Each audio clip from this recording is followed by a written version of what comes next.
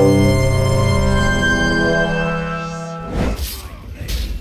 do not have infinite spears. You have to pick them up, but you can upgrade the number you You carry. can see in the bottom right, that little arrow, those little Gila indicators. That's how many I have. The little spearheads. Yeah, the little spearheads. Let's see. By the way, I was the model for the factory. No, actually, so here's a funny story. Here's a really funny story. There is a model for that character, although I'm not going to say it's the fat guy, just saying. But his name is Dan. I call myself Tub. It's a great level layout guy at Crytek named Dan Truffin, and Dan's head looks exactly like the Barbarian. So every time I killed Barbarians, which I killed a lot, I had to apologize to the great god of Dan.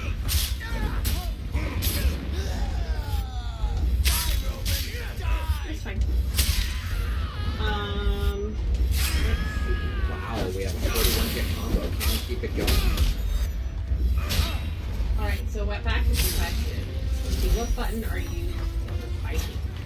So mainly alternating between two buttons, well, three buttons. A is the deflect, which Justin just sort of did there. X is sword, and Y is shield. And then X and Y both have press and hold for fierce blow. We had if you check out game trailers, and there's some other ones, there's a great Comet Vidoc that just went live today. Check out, it'll tell you all about the depth, a lot of the stuff that Jay is talking about right now. Ooh, good. Yeah, my dudes are getting hit, sorry. There's also B is evade or roll. Well, markets feature the same column as single player and multiplayer. Sorry. Different character. Yeah, so there's a different character for multiplayer and single player. Got it. In multiplayer, it's your own guy, and in single player, it's Marius Titus, the main hero. Got it. He has much more toned butt cheeks. It's good to know. I mean, that's an important thing. You know, because we actually spent polys on that. Really, we did. Oh my god. I'm not sure if the art director said a few more polys in the back. I mean, it's a valid point. Is there connect functionality in this game? Yes, there is. It's what you know and love. It's voice. So you'll be issuing commands and through voice. Of course, if it's a late night session, as always, it'll be redundant on a button. But it's just like Mass Effect. It's a lot easier with voice. Alright. Are there any boss battles or is the focus on strategically killing horses? No, well, we do have boss battles on top of strategically killing hordes. So yeah, we do have bosses. We're not featuring any of those today, and I don't think I'm allowed to talk about number and all that stuff. Right, yeah. There's a bajillion. Bajillion. See, there you go. There's someone you don't see off screen who's sitting with an earpiece in, and he's got a gun pointed relatively close to my head, and there's things I can't talk to. It's Shirt Guy, actually. They know who It's Shirt Shirt Guy Oh, is. okay, good, yeah, shirt guy. They actually want to know, Junior had two questions for you. It was one of our regulars, why you're not wearing a hat. Because St. Louis lost. I felt bad wearing the St. Louis. Like, kudos to the Boston Red Sox. Too bad about the resin thing, but I mean, hey. Wow! Andy throws in a sore loser comment. Nicely done. Very nice. Don't mind, Boston. Can you sail the boats all in caps? No, you cannot. But I do know I can. Question Lady will get you some places in the Redmond area where you can go learn to sail boats if you want. Stop signing me up for things I can't do. Alright, so let me interject a little bit with some story stuff here. One of the things is, the beginning of this level, this is really where Marius grows up, right?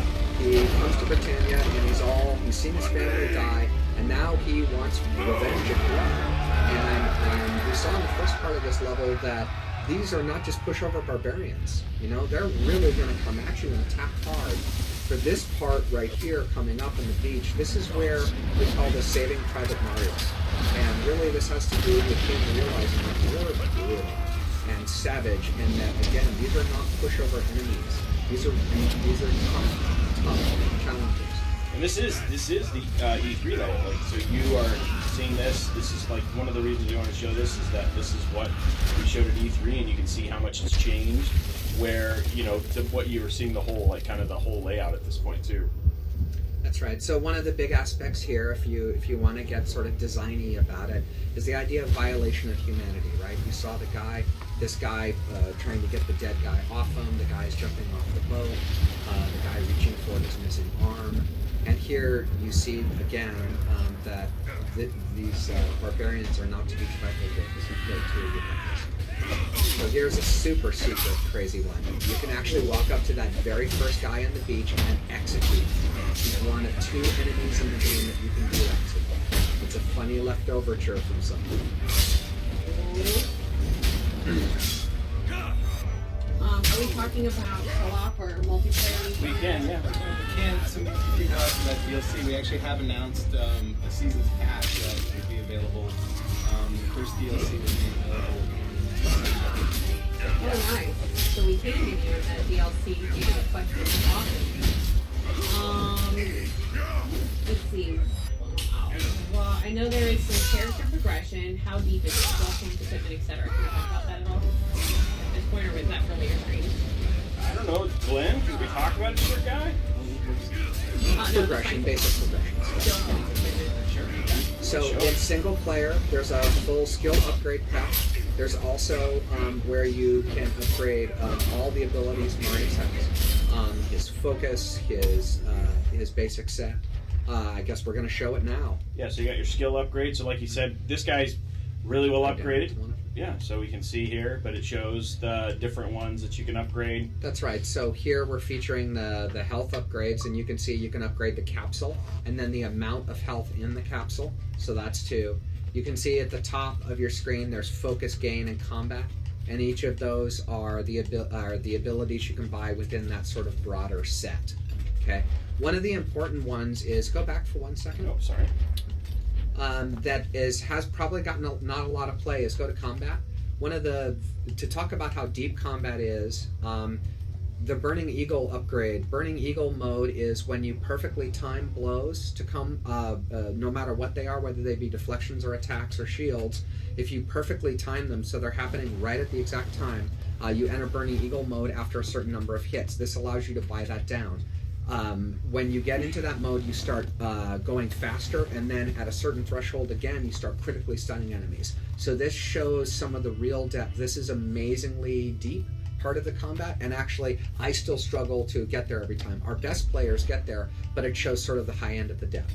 The other thing you can buy are executions. Here, Justin is going between a lot of the different executions, and these are actually tied to special animations. Here, he's going to buy one. So when you unlock new ones, you unlock the animation to use it. But also, too, as you can see there, as he keeps it on these, you see the bars that are there about mid-screen that show health, focus, XP. Those are the bonuses that you get for doing that execution. So as you keep buying all the ones within a certain tree, every one you buy cumulatively adds to the ones before it, so you start getting a lot more XP or a lot of whatever perk you have chosen. Okay, so we have a question. Will we only have a sword and shield, any other weapons in campaign? So we wanted to make sure that the focus stayed on sword and shield because we wanted to make sure that they were really deep. In campaign and multiplayer, the focus is only on sword and shield. We also want to say, though, that this is the classic Roman weapon. The Romans actually didn't fight with other weapons. They had auxilia, or secondary type guys who fought with them, and they fought with other weapons. Can you write a Now understand this. Understand, Jay is like a Roman, like he studied Romans So in college. Like he sleeps with a gladiator at night. Wow! What is A stuffed gladiator. I mean, like, you know. Yeah, like a stuffed toy, like a stuffed bear. He calls it Gladdy. Oh. Is it a trash bag? Okay, well, wow! Hey, I was okay with the teddy bear, but a trash bag, really? You know, like get glad. We're going to go too far now. Oh my god! Wow. Oh, That was a bit of a stretch. I'm sorry. What was the other question? I don't even know what it was. Excellent. In case you guys even get the chat is moving so fast right now. There's so many people here. It's fantastic. How about the Rumble features? Yeah, go ahead and you have it in front of you, Glenn. Rumble features? Question mark. We definitely so there's as with everything, there's definitely rumble on the kits and on the reflex. One of the nice things is we have what are called impulse triggers, which are the triggers on the Xbox that rumble a little bit. We're going to see a part pretty soon where we actually use the impulse triggers when we throw the range Pila. And it's a ramp up effect in the mechanic, and the triggers mimic that ramp up in the trigger. So that's really nice. And then just so you know, there's another collectible up over here, over the right, next to one of these dying soldiers. Look out. In general, technically, the motors inside the I've found them, having been in games for a long time, more precise than the motors I've found before.